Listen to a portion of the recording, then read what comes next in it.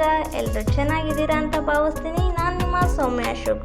ಬನ್ನಿ ವಿಡಿಯೋನ ಮ್ಯೂಸಿಕ್ನೊಂದಿಗೆ ಮುಂದುವರಿಸೋಣ. ಎಲ್ಲ ಸ್ಕಿಪ್ ಮಾಡದೆ ಪೂರ್ತಿಯಾಗಿ ವಿಡಿಯೋ ನೋಡಿ.